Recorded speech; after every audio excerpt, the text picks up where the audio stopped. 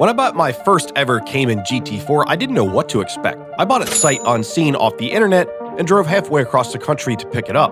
And when I got it, it actually ran and drove and pulled right into the trailer. And eventually I got it home after the key was stolen and I bought 2 brand new ones from Porsche, and then I started to look and see what was exactly wrong with the car. It doesn't really even look damaged. They have that little mark there, which is pretty much nothing. All the wiring is fine. I think there's a glitch in the matrix or something. This is going far too easily.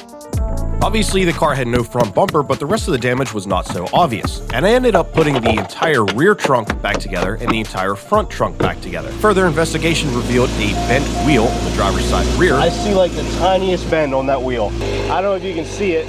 It's such a minor bend. Whereas this one, it looks perfect, of course. Yep, that's hot. I also found a bent thrust arm in that same driver's side rear area, which I replaced. And it also had a bent and leaking exhaust, which was replaced with the best of the best Valvetronic. And I also did the headers while I was at it. Man, the exhaust system totally blew my expectations out of the water. It sounds incredible.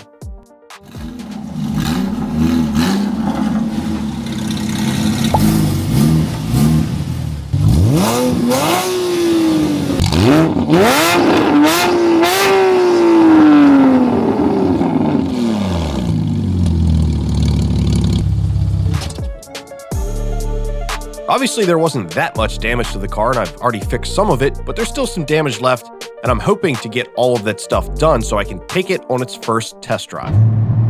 Wait a minute.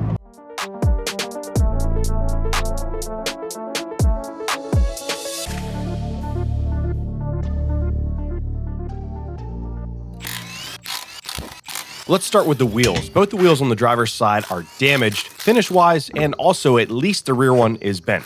This one obviously has that slight bend, but like all of the red around, which I'm honestly not a huge fan of, is all dinged up. That's really the worst part. A couple other marks, nothing terrible. Working on these cars can be a lot like, you know, those old Rubik's Cubes in high school. What if I said there's something way better now? This front one's pretty much the same, except I don't think it's bent, but it has all the redness up there kind of scraped around. So I'm going to see if these can actually be repaired. This isn't any regular Rubik's Cube. This is a WOW Cube. And unlike the old Rubik's Cubes that we used in high school, this has 24 individual screens on it. Almost limitless games. And it's really, really satisfying too. You can use it by rotating it like this. You can use it obviously by rotating it like this, and up and down. And also it works by tapping. I've actually got to load up this wheel and tire and some other wheels and tires for something you'll see a little bit later in this video. This honestly is like super futuristic, really satisfying to use, and just a ton of fun. And if you'd like to get one of these, you can learn more about this at wowcube.com. This isn't just some gaming console. This really is like a cube from the future. If you'd like to get a WOW Cube for yourself, or perhaps as a gift for someone, I'll have a link in the description box. And trust me when I tell you this thing is really addictive to use. And it really makes you think. It's not just some mindless game. I'm not very good at this one.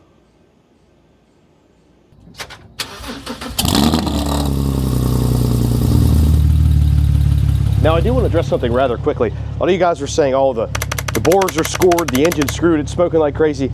Guys, at least as far as I know, it's from the new exhaust. Even the guys at Valvetronic are like, you're gonna get some smoke out the exhaust from the new exhaust, because when they store it, put some oil in there to keep it, you know, from getting corroded. It's not smoking right now. I'm guessing it's gonna take a while for all that oil to work its way out. If it smokes later, then I will say that you guys were right and there's something else wrong, but I truly don't think there's anything wrong with this engine. Good friends over at Excess Power sent out a new battery. Oh! For the GT4. It's the same battery I've been running in the 997. Do some other modifications under the hood, if you will.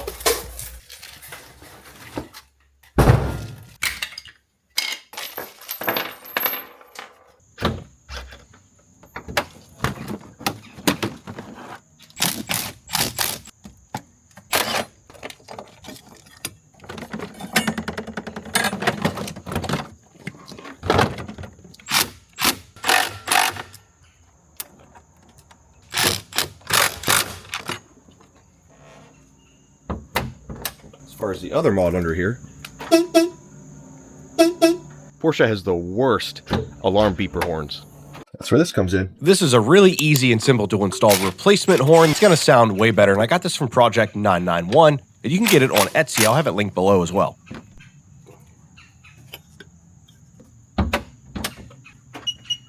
Way better.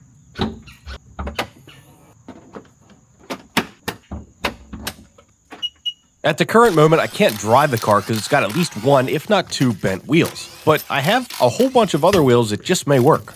No idea if this is going to work, but I have them, so why not try it? By have them, I mean I have a whole slew of wheels and tires here. By the way, every single set of wheels and tires you see here is for sale. Somebody please buy them. I'm running out of room. If I had to guess, I'm going to guess these are going to be too wide. Yep, it's hitting the strut. Ah, crap. Just for my own curiosity, I do have some spacers.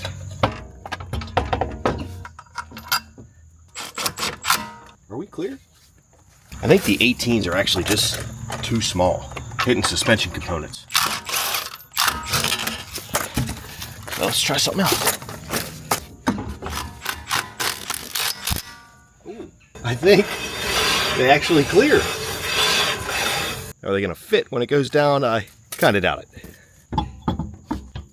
Oh, unfortunately, guys, this just isn't going to work. I mean, the rear's going to stick out. I'm not even going to bother putting it down. The main problem with the front is, though, the brake caliper. You see the bolts for the wheel? They're actually touching the bottom line of the brake caliper, just ever so slightly. That's with a spacer. Actually, I think these look pretty good on this car. I didn't realize that the factory wheels on this car were 20s, and the biggest wheels I have are 19s, and they aren't even fitting. I guess really my last hope are stock 997 turbo wheels, because I know these aren't going to fit because they're 18s. These might.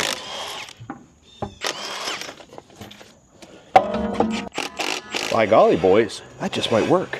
Not a forever solution, obviously, but just to be able to drive it. Oh, nope. That is hitting the strut, and that's with a spacer. Ah, crap. This wheel's not gonna work. This wheel's not gonna work. This wheel's not gonna work. This wheel's definitely not gonna work. I think that only leaves me with one option.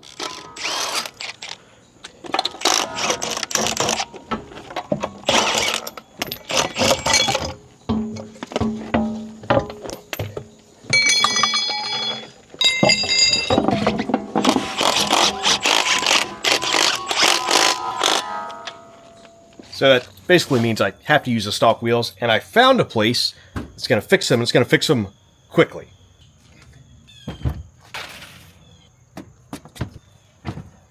I also need to figure out which headlights I have because I'm not sure what options. I mean, I have an idea, but I think the best way to find out is to just get the part number off the one that I have.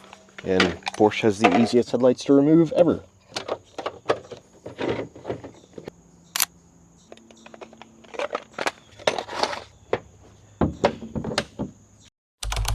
Instead of searching for one headlight to replace the driver's side, Ren Lights actually hooked me up with two basically brand new lights. Check out their website if your Porsche headlights need refinishing. They do the best work. These are completely refurbished headlights by Ren Lights with brand new lenses, and they're blacked out and they look amazing. So I've got to swap these models here into the new one.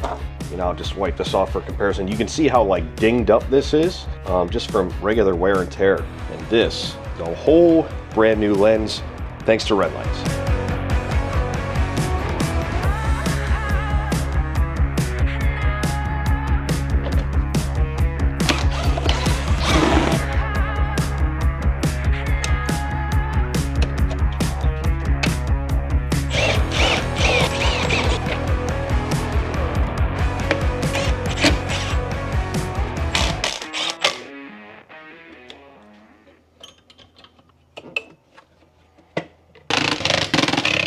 Now I have essentially two brand new headlights going in the Cayman.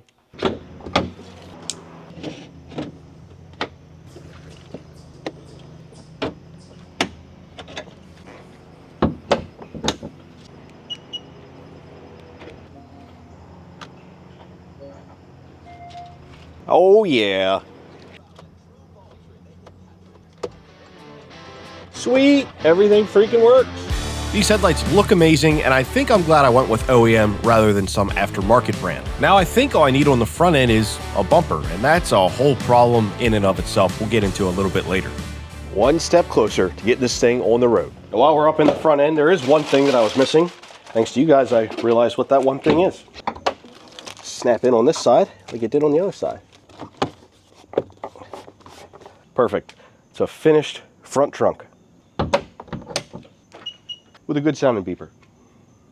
In a short time, the wheel repair facility called me and said that my wheels were done, but they're not quite the right color. I mean, I'm not the best with seeing colors, but I don't think there's supposed to be any blue in those wheels. Here's the stock ones for comparison. So I've got to take one of my good wheels over there so they can make sure to match up the paint correctly this time. Drop this off so they can match perfectly. Now we just wait.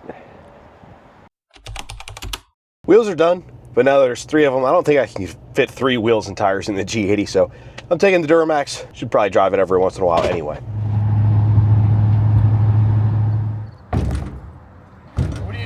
Okay, let me ask you this, because I really want to get into doing what you're doing. Did you save any money, or are you in the hole about the same amount as if you would have bought that G80? Oh.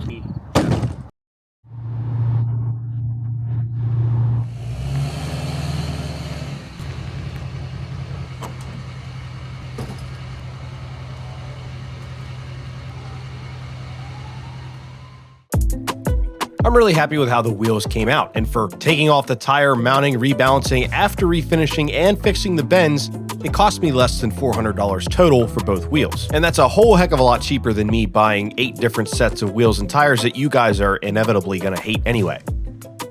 I can't believe I'm this excited to put stock wheels on a car, but I know these fit, they have good tires, they're gonna look good, and the refinishing came out really, really nicely. And they said there was just a slight bend in this one, not in that one.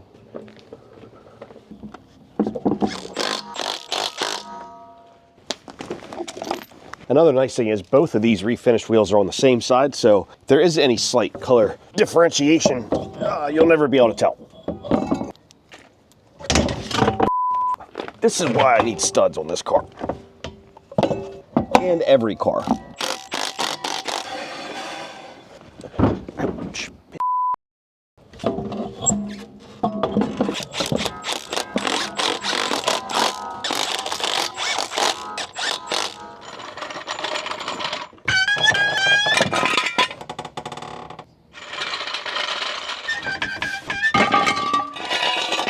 Make sure this thing doesn't roll away.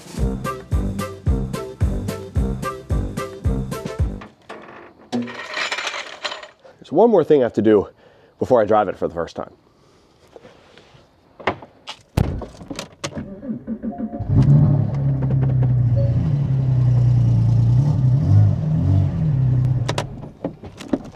This is kind of an absolute disgusting disaster. Can't be having that.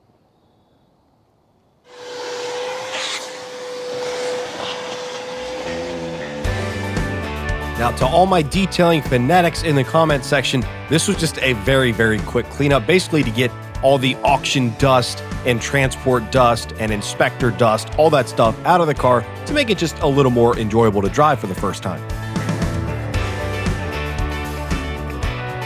This thing will be getting a full detail sometime in the future with hopefully some upgraded interior bits like some carbon fiber, maybe some bucket seats if I find a good deal, different trims, accents, stuff like that, stereo upgrades. It'll happen in the future, but for this video, this is certainly good enough. Oh, and I'd like to get an actual fire extinguisher for this because it's here. Do you guys know what mount this is? Or I know the mount is Renline, but the actual fire extinguisher mount, I don't know what actually goes there. And without deep cleaning anything, you can tell that this interior is virtually perfect. It was really well taken care of, and the fact that no airbags deployed is a huge bonus as well.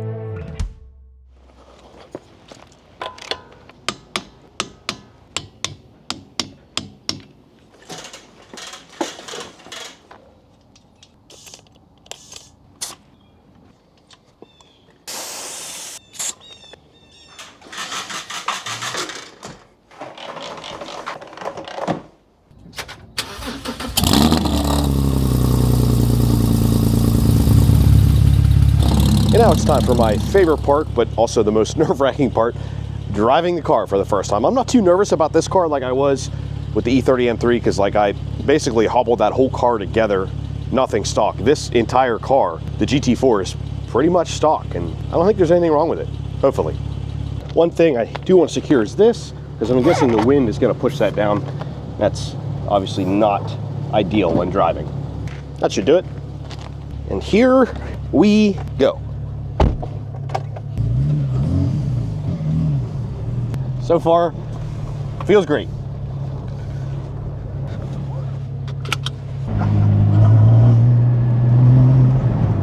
Well, already this thing is a hoot, an absolute hoot. Also, it is burbles. Is that stock or not? Because I'm not in sport mode.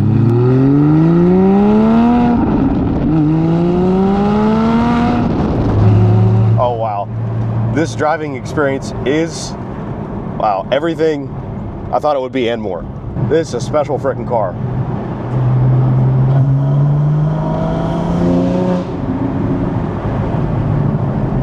The only thing I'm noticing is I have that tire pressure monitor light and the steering wheel is offset to the right. Don't know why.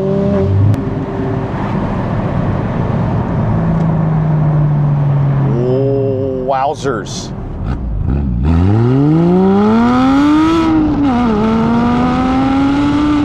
And we're getting some smoke now, but I'm guessing that's still from the new exhaust. At least that's what I'm hoping. A high-end sports car appears to be a total loss after it caught fire out. Now, I've never driven any type of Cayman before, and the look on my face is 100% legit enthusiasm. This car blew me away, and that's without me even hammering on it. This car's incredible.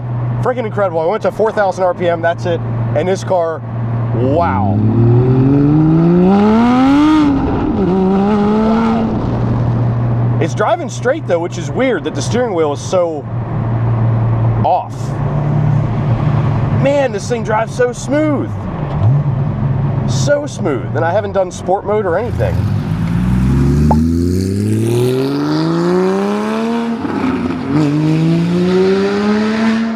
All right, sport mode it is. Second gear pull.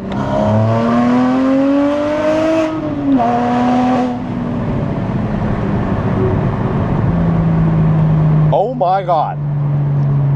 This thing sounds incredible, feels incredible. Holy shit.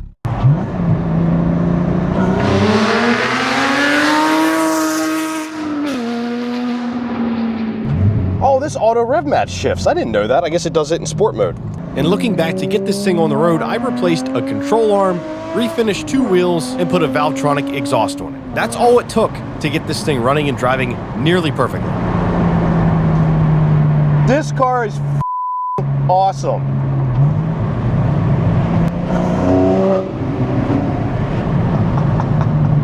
I think I've run out of words.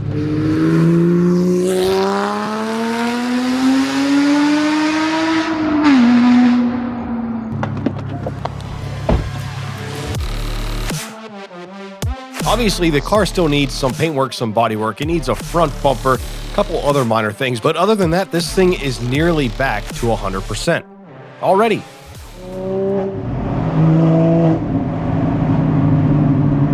It's so damn good. The car ran and drove excellently, but let's see what popped up on the dash, if there's any trouble codes or any other problems that I need to address to get this thing fully done.